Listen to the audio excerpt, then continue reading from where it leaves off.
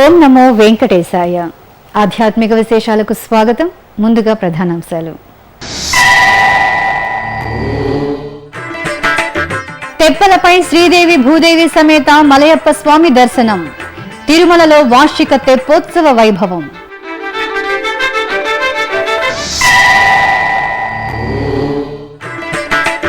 ఒంటిమిట్ట రామాలయ బ్రహ్మోత్సవాలకు ఘనంగా ఏర్పాట్లు. సమీక్షా సమావేశంలో అధికారులకు టీటీడీ ఈవో ఆదేశం.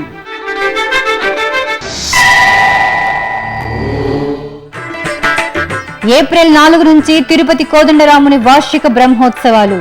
గోడపత్రికను ఆవిష్కరించిన టీటీడీ ఈవో డాక్టర్ సాంబశివరావు.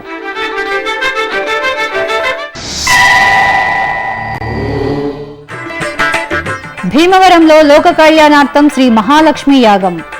శోభాయాత్రలో సౌభాగ్యప్రదాయినికి భక్తుల నీరాజనం.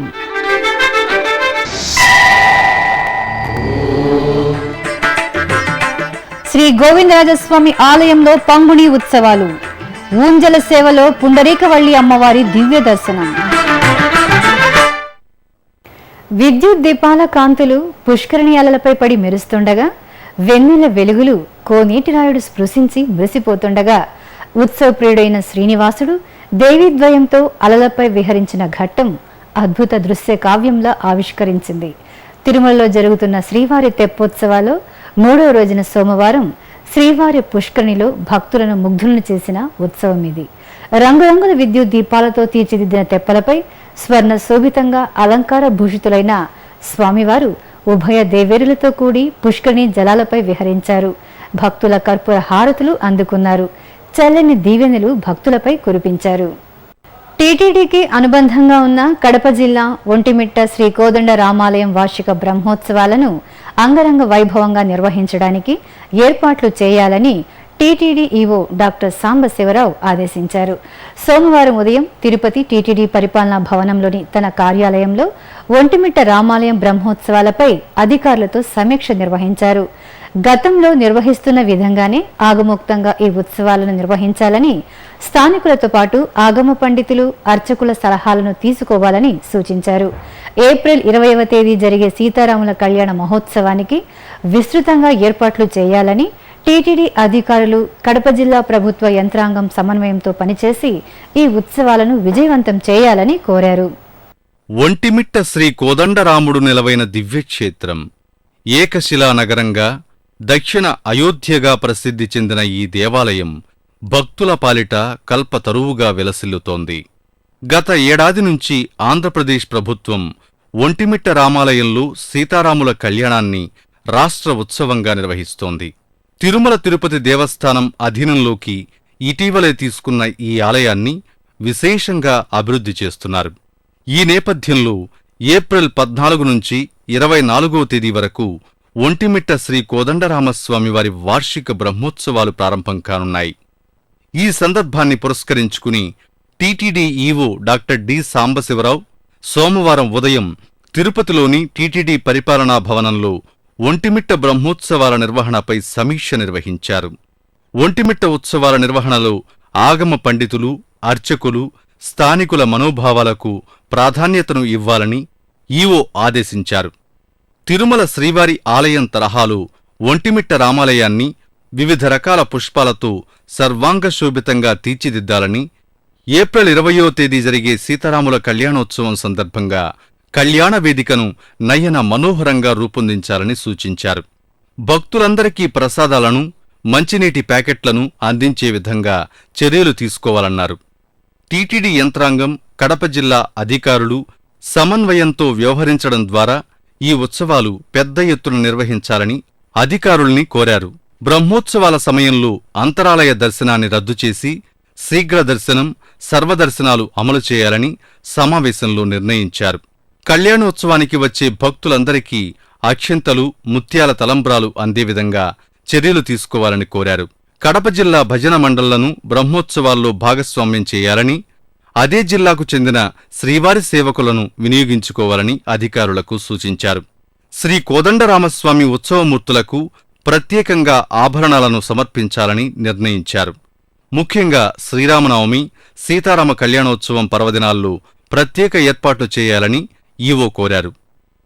టీటీడీ చేపడుతున్న అభివృద్ధి కార్యక్రమాలు, భక్తులకు కల్పించాల్సిన వసతులపై సోమవారం TTD EO doctor D Sambasivarao సమీక్ష నిర్వహించారు. తిరుపతిలోని టీటీడీ పరిపాలనా భవనంలో జరిగిన ఈ సమావేశాల్లో వివిధ శాఖల అధికారులు పాల్గొన్నారు. ఈ సందర్భంగా తిరుపతి శ్రీ కోదండరామాలయంలో ఏప్రిల్ 4వ తేదీ నుంచి జరిగే స్వామివారి బ్రహ్మోత్సవాల గోడపత్రికను ఈవో ఆవిష్కరించారు. తిరుపతి పుణ్యక్షేత్రంలోని శ్రీ కోదండరామస్వామి వారి వార్షిక బ్రహ్మోత్సవాలు ఏప్రిల్ 4వ తేదీ నుంచి వైభవంగా జరగనున్నాయి. ఈ సందర్భంగా TTD EO doctor D Sambasivarao సోమవారం తిరుపతిలోని పరిపాలనా భవనంలో బ్రహ్మోత్సవాల గోడపత్రికను ఆవిష్కరించారు. శ్రీ కోదండరాముని బ్రహ్మోత్సవాలను దిగ్విజయంగా నిర్వహించడానికి ఏర్పాట్లు చేయాలని ఈ సందర్భంగా అధికారులను ఆదేశించారు. ఈ క్షేత్రంలో 4న ధ్వజారోహణంతో స్వామివారి బ్రహ్మోత్సవాలు ప్రారంభమై 12వ తేదీ చక్రస్నానంతో ముగియనున్నాయి. అలాగే టీటీడీ చేపడుతున్న పలు అభివృద్ధి కార్యక్రమాలు, భక్తులకు కల్పించాల్సిన వసతులపై టీటీడీ పరిపాలనా భవనంలోని తన కార్యాలయంలో వివిధ శాఖల అధికారులతో సమీక్ష నిర్వహించారు. శ్రీనివాసం, విష్ణు నివాసాల్లో వేసవికి అనుగుణంగా భక్తులకు సౌకర్యాలు కల్పించాలని ఆదేశించారు. తిరుమల తరహాలో డార్మిటరీ హాల్స్లోని లాకర్లకు కాషన్ డిపాజిట్ తీసుకోకుండా కేటాయించాలని సూచించారు. భక్తులకు అవసరమైన సమాచారాన్ని సులభంగా తెలుసుకోవడానికి సూచిక బోర్డులను వివిధ భాషల్లో ఏర్పాటు చేయాలని ఈవో అధికారుల్ని కోరారు. అదేవిధంగా వేసవి సెలవులు రానుండడంతో తిరుమలకు విశేషంగా తరలివచ్చే భక్తులకు మెరుగైన సౌకర్యాలను ఏర్పాటు చేయాలని ఈవో ఆదేశించారు. సోమవారం తన కార్యాలయంలో ఆర్టీసీ అధికారులతో పలు అంశాలపై చర్చించారు. భక్తుల రద్దీని దృష్టిలో ఉంచుకుని అదనపు బస్సులు ఏర్పాటు చేయాలని, తిరుపతిలోని railway station, bus station, Srinivasam, విష్ణు నివాసాల్లో బస్సుల్ని అందుబాటులో ఉంచాలని సూచించారు. ఘాట్ రోడ్లో వాహనాలు మరమ్మతుకు గురైతే వాటిని వెంటనే మరమ్మతు చేసుకునే విధంగా తిరుమల తిరుపతిలో క్రేన్లను అందుబాటులో ఉంచాలని, బస్సుల సామర్థ్యాన్ని ఎప్పటికప్పుడు పరిశీలించుకోవాలని ఈవో సూచించారు. ఆధ్యాత్మిక రాజధాని తిరుపతిలో కొలువైన శ్రీ గోవిందరాజస్వామి వారి ఆలయం పంగుణి ఉత్సవ శోభతో అలరారుతోంది. ఈ నెల 23వ తేదీ వరకు జరగనున్న ఉత్సవాల్లో భాగంగా శ్రీ పుండరీకవల్లి అమ్మవారికి విశేష కైంకర్యాలు నిర్వహించారు. అమ్మవారిని స్వర్ణాభరణాలు, సుగంధ పుష్పాలతో అలంకరించి ముచ్చటగా తీర్చిదిద్దిన ఊయలలో వేంచేపు చేశారు. భక్తి సంకీర్తనలు, భక్తుల దైవనామ స్మరణలు, మేళ తాళాలు, మంగళ వాయిద్యాల మధ్య పుండరీకవల్లి అమ్మవారి ఊంజల్ సేవ మనోహరంగా సాగింది. అనంతరం అమ్మవారికి ఆలయ విమాన ప్రదక్షిణ చేసి మంగళ హారతులు సమర్పించారు. సకల చరాచర ప్రాణకోటికి అమ్మ శ్రీ మహాలక్ష్మి. ఆ అమ్మ ఆశీస్సులు జగత్తుకు ఉషస్సులు. ఆ చల్లని తల్లిని అర్చిస్తూ పశ్చిమ గోదావరి జిల్లా భీమవరంలోని డిఎన్ఆర్ కళాశాల మైదానంలో శ్రీ మహాలక్ష్మి యాగాన్ని వైభవంగా నిర్వహిస్తున్నారు. లోక కళ్యాణాన్ని కాంక్షిస్తూ నిర్వహిస్తున్న శ్రీ మహాలక్ష్మి యాగం ఈ నెల 23 వరకు జరగనుంది. ఈ నేపథ్యంలో శ్రీరామచంద్ర రామానుజ జీఎస్ స్వామీజీ ప్రత్యక్ష పర్యవేక్షణలో వేద పండితులు కలశ ప్రతిష్టాపన చేసి 108 పర్యాయాలు లక్ష్మీ అష్టోత్తర శతనామ స్తోత్ర పారాయణం నిర్వహించారు. అనంతరం శ్రీ మహాలక్ష్మికి విశేష అర్చనలు జరిపి సర్వాంగ శోభితంగా అలంకరించి పల్లకిపై కొలువు తీర్చారు. చిన్నారుల డప్పు వాయిద్యాలు, మహిళల కోలాట ప్రదర్శన మధ్యన అమ్మవారి శోభాయాత్ర శోభాయమానంగా సాగింది. ఇప్పుడొక చిన్న విరామం. శ్రీ వెంకటేశ్వర వేద పరిరక్షణ ట్రస్ట్ హైందవ సనాతన ధర్మానికి మూలం వేదం. వేదం మన జీవన నాదం. శ్రీవారి ఆశీస్సులతో తిరుమల తిరుపతి దేవస్థానములు శ్రీ వెంకటేశ్వర వేద పరిరక్షణ ట్రస్టును ఏర్పాటు చేసి వేద పరిరక్షణకు కృషి చేస్తోంది. మన వైదిక సంప్రదాయాన్ని పరిరక్షించి పరివ్యాప్తి చేసే సంకల్పంతో ఏర్పాటు చేసిన ఈ శ్రీ వెంకటేశ్వర వేద పరిరక్షణ ట్రస్టులో భాగస్వాములయ్యే అవకాశాన్ని పొందండి. శ్రీవారి అనుగ్రహాన్ని పొందండి. మరిన్ని వివరాలకు 0827227777 లేదా ఆన్లైన్లో టీటీడీ వెబ్సైట్ ను చూడండి www.tirumala.org. ఓం నమో వెంకటేశాయ. ఆధ్యాత్మిక విశేషాలకు తిరిగి స్వాగతం. తిరుమల శ్రీవారిని దర్శించడానికి దేశం నలుమూలల నుంచి తరలివచ్చే భక్తులకు సులభంగా శ్రీవారి దర్శనం కలిగేలా తిరుమల తిరుపతి దేవస్థానం ఇంటర్నెట్ ఈ సేవతో పాటుగా ఆయా జిల్లాల్లోని పోస్టాఫీసుల ద్వారా ముందస్తు టికెట్లను మంజూరు చేస్తోంది. శ్రీ వెంకటేశ్వర భక్తి ఛానల్ ద్వారా ఎప్పటికప్పుడు అందుబాటులో ఉన్న ఈ టికెట్ల వివరాలను టీటీడీ తెలియజేస్తోంది. ఈ క్రమంలో ఈ వారంలో అందుబాటులో ఉన్న టికెట్ల వివరాలు తేదీల వారీగా. మార్చి 22వ తేదీ మంగళవారం 3645 టికెట్లు, మార్చి 23వ తేదీ బుధవారం 1909, మార్చి 24వ తేదీ గురువారం 11, మార్చి 25వ తేదీ శుక్రవారం 40, మార్చి 26వ తేదీ శనివారం 61, మార్చి 27వ తేదీ ఆదివారం 7024, మార్చి 28వ తేదీ సోమవారం 12512, మార్చి 29వ తేదీ మంగళవారం 14131 టికెట్లు అందుబాటులో ఉన్నాయి. ఈ సౌకర్యాన్ని భక్తులు వినియోగించుకోవాల్సిందిగా టీటీడీ విజ్ఞప్తి చేస్తోంది. తెలుగు రాష్ట్రాల్లోని పలు ప్రసిద్ధ ఆలయాలు కళ్యాణోత్సవాలతో శోభిల్లాయి. పాల్గొన మాసాన దేవదేవులకు నిర్వహించిన కళ్యాణ మహోత్సవాలను కనురాలా తిలకించిన భక్తులు పులకించారు. ఆ విశేషాల దృశ్యమాలిక ఇది. గుంటూరు జిల్లా నర్సారావుపేటలో శ్రీనివాసుని కళ్యాణోత్సవం శోభాయమానంగా జరిగింది. తిరుమల తిరుపతి దేవస్థానం హిందూ ధర్మ ప్రచార పరిషత్ సంయుక్త ఆధ్వర్యంలో నిర్వహించిన స్వామివారి కళ్యాణం భక్తులకు ఆధ్యాత్మిక ఆనందాన్ని అందించింది. చక్కగా ఏర్పాటు చేసిన కళ్యాణ వేదికపై ఉభయ దేవేరుల సమేత శ్రీనివాసుని కొలువు తీర్చిన వేద పండితులు కంకణ ధారణ, యజ్ఞోపవీత ధారణ, మాంగళ్య పూజలు జరిపారు. తరువాత మేళతాళాలు, మంగళ వాయిద్యాల మధ్యన స్వామివారి కళ్యాణం నయన మనోహరంగా జరిగింది. వందలాది మంది భక్తులు స్వామివారి కళ్యాణాన్ని వీక్షిస్తూ తన్మయత్వంలో గోవింద నామస్మరణ చేశారు. వరంగల్ జిల్లా కొడవటంచ గ్రామంలో కొలువైన శ్రీ లక్ష్మీ నరసింహస్వామి దేవాలయంలో స్వామివారి కళ్యాణోత్సవం కనుల పండువగా జరిగింది. ఈ ప్రాంతవాసుల ఇలవేల్పుగా పూజలు అందుకుంటున్న స్వామివారికి ఏటా పాల్గొన మాసంలో వార్షిక కళ్యాణోత్సవాన్ని వైభవంగా నిర్వహిస్తారు. ఈ నేపథ్యంలో తెలంగాణ ప్రభుత్వం తరపున అధికారులు స్వామివారికి పట్టు వస్త్రాలు సమర్పించారు. అర్చక స్వాములు స్వర్ణాభరణాలు, పట్టు వస్త్రాలతో స్వామివారిని అలంకరించి కళ్యాణ వేదికపై కొలువు తీర్చారు. ఎదురుకోలు ఉత్సవం జరిపి మేళతాళాలు, మంగళ వాయిద్యాలు, భక్తుల దైవ నామస్మరణల మధ్యన స్వామివారి కళ్యాణ క్రతువును నిర్వహించారు. కర్నూలులో కొలువైన శ్రీ అహోబిలం లక్ష్మీ నరసింహస్వామి ఆలయంలో స్వామివారి కళ్యాణోత్సవం వైభవంగా జరిగింది. ఉత్సవంలో ముందుగా స్వామి అమ్మవార్లకు నిత్య కైంకర్యాలు నిర్వహించారు. తరువాత స్వామి అమ్మవార్లను సుగంధ పుష్పాలు, స్వర్ణాభరణాలతో సర్వాంగ సుందరంగా అలంకరించి ధూపదీప నైవేద్యాలు సమర్పించారు.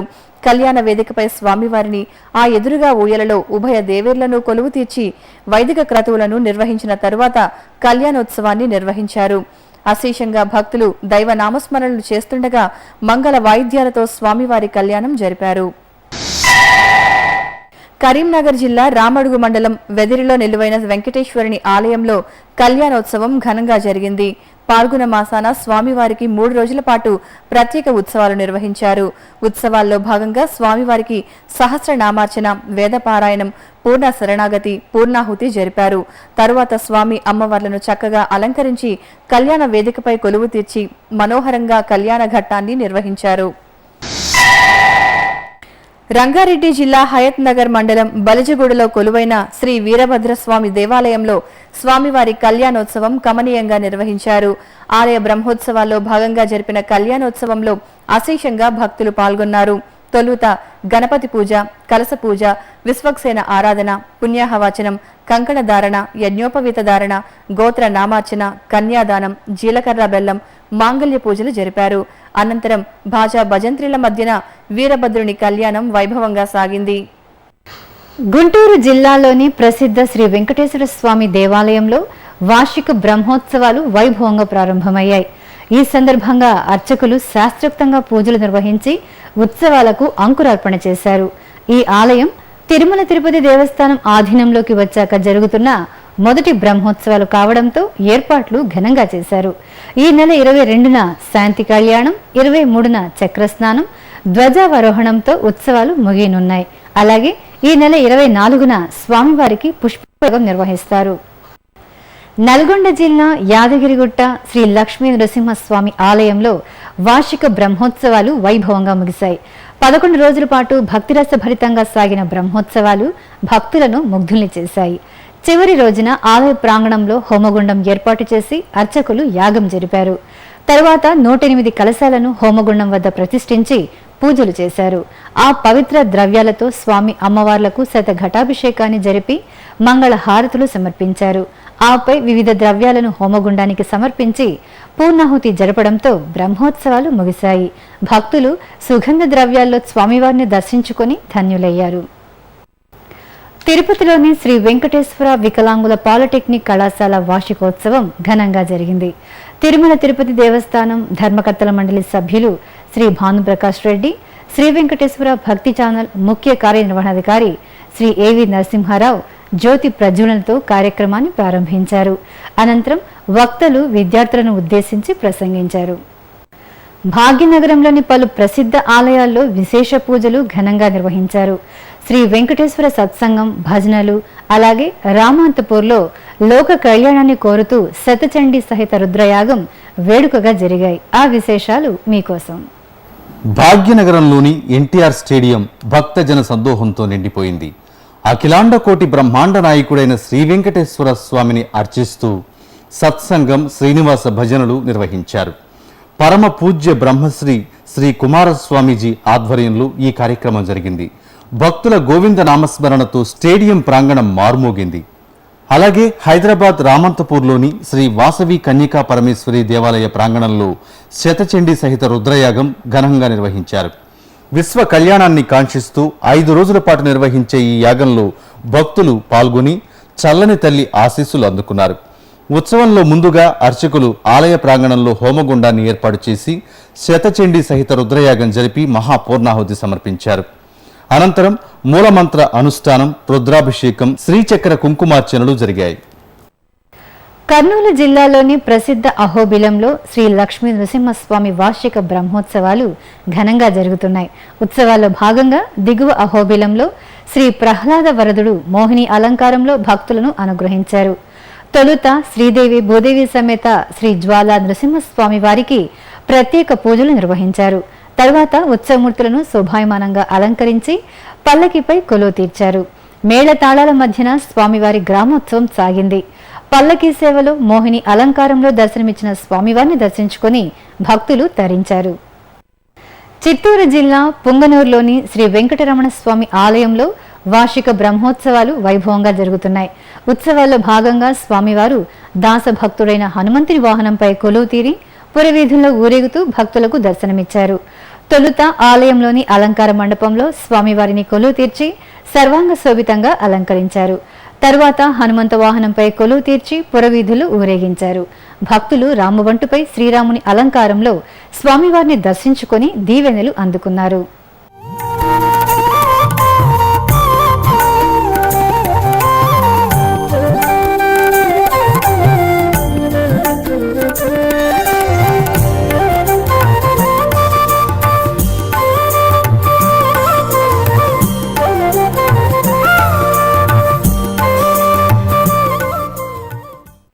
అనంతపురం జిల్లాలో ప్రసిద్ధ క్షేత్రంగా భాసిల్లుతున్న కదిరి శ్రీ ఘాద్రి లక్ష్మీ నరసింహస్వామి వారి బ్రహ్మోత్సవాలు నేత్రపర్వంగా జరుగుతున్నాయి. ఉత్సవాల్లో భాగంగా స్వామివారి సింహవాహన సేవ కన్నుల పండుగగా జరిగింది.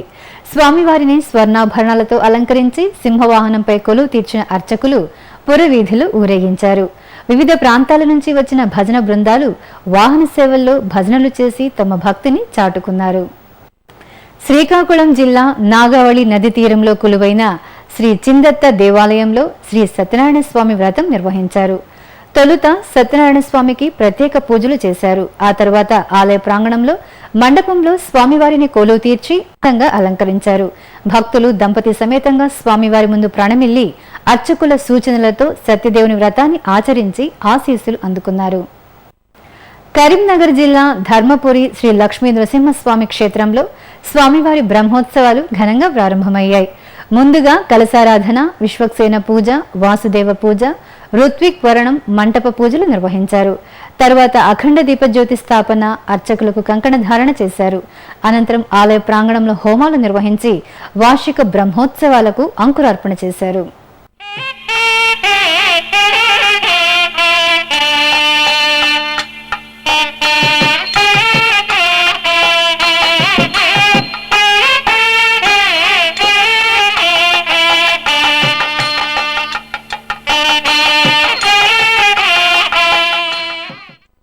ఇప్పుడొక చిన్న విరామం. శ్రీ వెంకటేశ్వర నిత్యాన్న ప్రసాదం ట్రస్ట్ అన్నం పరబ్రహ్మ స్వరూపమన్నారు. ఆ దేవదేవుడు కొలువైన తిరుమలలో భక్తులందరికీ అన్నప్రసాద వితరణ చేస్తోంది తిరుమల తిరుపతి దేవస్థానములు. ఏకకాలంలో 4,000 మందికి భోజనం అందించే సామర్థ్యం ఉన్న మాతృశ్రీ తరిగొండ వేంగమాంబ అన్నప్రసాద వితరణ కేంద్రంలో నిత్యం అన్నప్రసాద వితరణ యజ్ఞం జరుగుతూ ఉంటుంది. ప్రతిరోజు తిరుమల తిరుపతితో పాటు నిత్యం 1,00,000 మందికి తగ్గకుండా అన్నప్రసాద వితరణ చేస్తోంది టీటీడీ. ప్రతి భక్తుడు స్వామివారి అన్నప్రసాదాన్ని స్వీకరించాలనే టీటీడీ మహాయజ్ఞంలో మీరు భాగస్వాములు కండి. కలియుగ ప్రత్యక్ష దైవం కరుణను పొందండి. మరిన్ని వివరాలకు 0887227777 లేదా ఆన్లైన్లో టీటీడీ వెబ్సైట్ను చూడండి www.tirumala.org. ఓం నమో వెంకటేశాయ. ఆధ్యాత్మిక విశేషాలకు తిరిగి స్వాగతం. చిత్తూరు జిల్లా నాగలాపురంలో కొలువైన శ్రీ వేదవల్లి సమేత శ్రీ వేదనారాయణ స్వామి వారి గరుడోత్సవం ఘనంగా జరిగింది. మత్స్యావతార స్వరూపుడైన వేదనారాయణుడి ఆలయంలో వార్షిక బ్రహ్మోత్సవాలు నేత్రపర్వంగా జరుగుతున్నాయి. ఉత్సవాల సందర్భంగా స్వామి అమ్మవార్లకు ప్రత్యేక పూజలు చేశాక శోభాయమానంగా అలంకరించి ఉత్సవమూర్తిని గరుడ కొలువు తీర్చారు. మంగళ వాయిద్యాల మధ్యన స్వామివారు వైనతేయుడిపై పురవీధుల్లో ఊరేగుతూ భక్తులను అనుగ్రహించారు. స్వామికి కర్పూర నీరాజనాలు సమర్పించి భక్తులు మొక్కులు తీర్చుకున్నారు. కర్ణాటక రాష్ట్రం బెంగళూరు వయ్యాళి కావల్లోని శ్రీ వెంకటేశ్వర స్వామి దేవాలయంలో స్వామివారికి ఊంజల సేవను రమణీయంగా నిర్వహించారు. ఉత్సవంలో ముందుగా అర్చకులు స్వామి అమ్మవార్లకు నిత్య కైంకర్యాలు జరిపారు. తర్వాత పుష్పశోభితంగా తీర్చిదిద్దిన ఊయలలో సర్వాలంకార శోభితులైన స్వామి అమ్మవార్లను కొలువు తీర్చి ఊంజల సేవ నిర్వహించారు. ఓవైపు కళాకారుల భక్తి గీతాలు ఆలపిస్తుండగా మరోవైపు మంగళ వాయిద్యాలు మారుమోగుతుండగా స్వామివారు ఊంజల సేవలో భక్తులకు దివ్యంగా దర్శనమిచ్చారు. ఆదిలాబాద్లో బోనాల ఉత్సవం సంబరంగా సాగింది. గ్రామ దేవతలకు మొక్కులు చెల్లిస్తూ భక్తులు నిర్వహించే ఈ వేడుక ఏటా పాల్గొన మాసంలో జరుగుతుంది. ఇందులో భాగంగా మహిళలు చక్కగా అలంకరించిన మట్టి ఇత్తడి పాత్రలను శిరస్సున ధరించి ఊరేగింపుగా పోచమ్మ మారెమ్మ ఆలయాలకు చేరుకున్నారు. అక్కడ అమ్మవార్లకు ప్రత్యేక పూజలు చేసి బోనాలు సమర్పించి మొక్కులు చెల్లించుకున్నారు.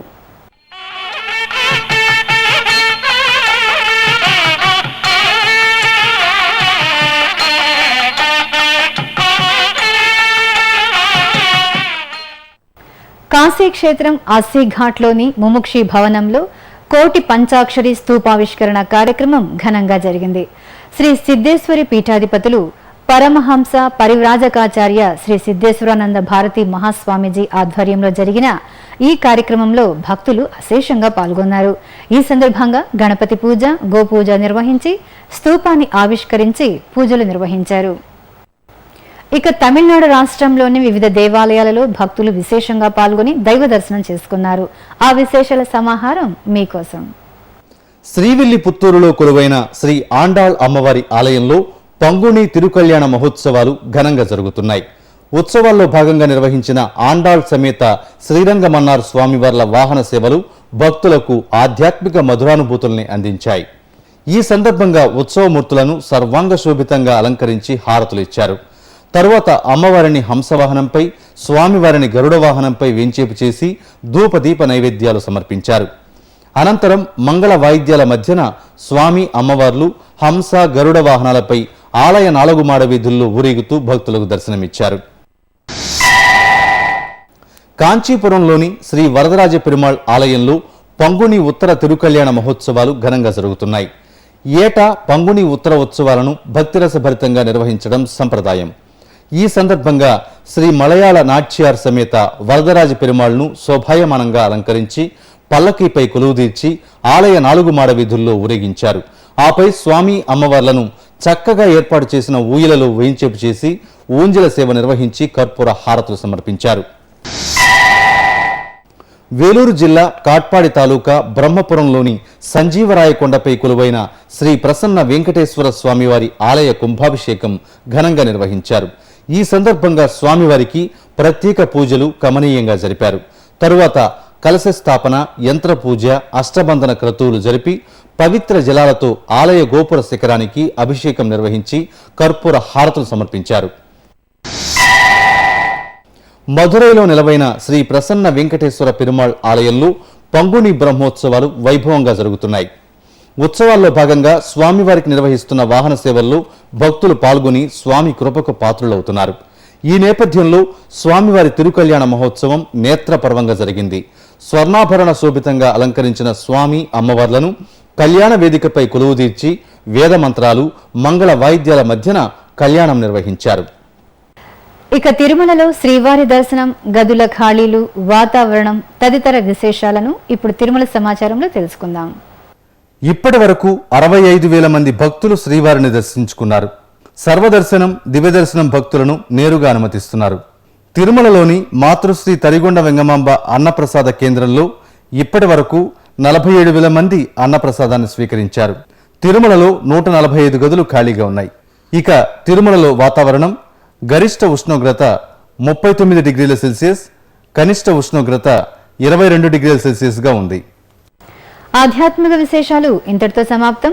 తిరిగి రేపు ఉదయం 8 గంటలకు ప్రసారమయ్యే ఆధ్యాత్మిక విశేషాల్లో మళ్ళీ కలుసుకుందాం. ఓం నమో వెంకటేశాయ.